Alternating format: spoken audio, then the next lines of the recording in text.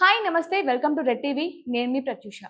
మనుషులు ఏ టెక్నాలజీని సమాజానికి ఒక వరంగా ఇచ్చారనుకుంటే ఆ టెక్నాలజీని సరిగ్గా యూజ్ చేసుకోకపోవడం వల్ల అదే మనుషులు ఆ టెక్నాలజీని శాపంగా మార్చారు. ఇప్పుడు మనం చూసినట్లయితే సోషల్ మీడియా మొత్తం కూడా ఏఐని యూజ్ చేసుకొని ఎంతో మంచి పనులు చేస్తున్నప్పటికీ అట్ ద సేమ్ టైం మనకి యూజ్‌లెస్ వీడియోస్ కూడా క్రియేట్ చేస్తున్నారు. ఇప్పుడు మనం సోషల్ మీడియా చూసినట్లయితే చనిపోయిన వ్యక్తిని ఒక పెళ్ళిలో కావచ్చు, బర్త్‌డే ఫంక్షన్స్‌లో కావచ్చు, కొన్ని ఈవెంట్స్‌లో కూడా చనిపోయిన వ్యక్తిని తీసుకొచ్చి అంటే స్వర్గం నుంచి వాళ్ళొచ్చి దీవించినట్లు గూడా ఏఐ క్రియేట్ చేసి వీడియోస్ చేస్తుంటే, దీనివల్ల ఎంతో ఉపయోగం ఉంది. అంటే చాలా హ్యాపీగా గూడా ఫీల్ అవుతారు ఆ ఫ్యామిలీ మెంబర్స్. సేమ్ టైమ్ ఇలాంటి ఏఐని యూజ్ చేసుకొని ఒక బూత్ వీడియోస్ అది కూడా అమ్మాయిల పైన బూత్ మాటలు, డబుల్ మీనింగ్ మాటలు, అసలు వల్గారిటీ అసలు ఎంత దారుణంగా మారిందంటే అంత దారుణంగా మారింది. ఇప్పుడు సోషల్ మీడియాలో ఈ వీడియోస్ చాలా ట్రెండ్ అవుతున్నాయి. మంచి కంటే చెడును ఎక్కువగా మనుషులు అట్రాక్ట్ చేసుకుంటున్న దానికి ఇదొక ఎగ్జాంపుల్‌గా చెప్పొచ్చు. నార్మల్‌గా యూజ్‌ఫుల్ వీడియోస్‌కి వ్యూస్ చూస్తే చాలా తక్కువుంటాయి. కానీ ఈ వీడియోస్‌కి మాత్రం మిలియన్స్‌లో వ్యూస్ ఉన్నాయి. కేవలం వ్యూస్ మాత్రమే కాదు ఫాలోవర్స్ కూడా మిలియన్స్‌లో ఉన్నారు. అవంతా ఎవరి వల్ల?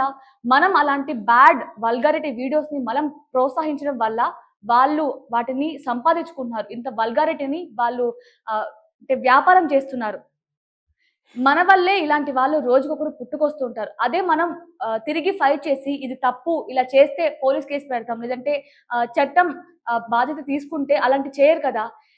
నేను చెప్పడం కాదు. అది చెప్పడానికి కూడా చాలా నీచంగా ఉంది. మీకు పక్కన వీడియోస్ కూడా మన స్క్రీన్ మీద కూడా ప్లే అవుతూ ఉంటాయి. ఎంత వల్గర్‌గా ఉన్నాయో. కేవలం అమ్మాయిల మీద కాదు, మనం పెద్దవాళ్ళ నుంచి పెద్దవాళ్ళు ఏదైనా చెప్తే వాళ్ళ నుంచి నేర్చుకుంటాం కదా! అంటే పెద్దవాళ్ళు చెప్పారు, వాళ్ళు చెప్పినవి కరెక్టే అని మనం భావిస్తాం. అలాంటి ముసలి వాళ్ళు, అవ్వ వాళ్ళు, తాత వాళ్ళ దగ్గర కూడా అలాంటి మాటలతో మాట్లాడిస్తున్నారనమాట.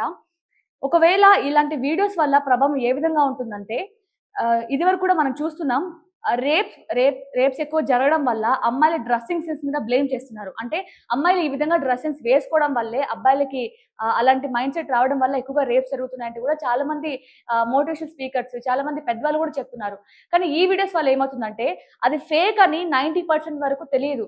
అది నిజమేమో, నిజంగానే అమ్మాయి అలాంటి మాటలు మాట్లాడుతుందేమో అనుకుంటారు.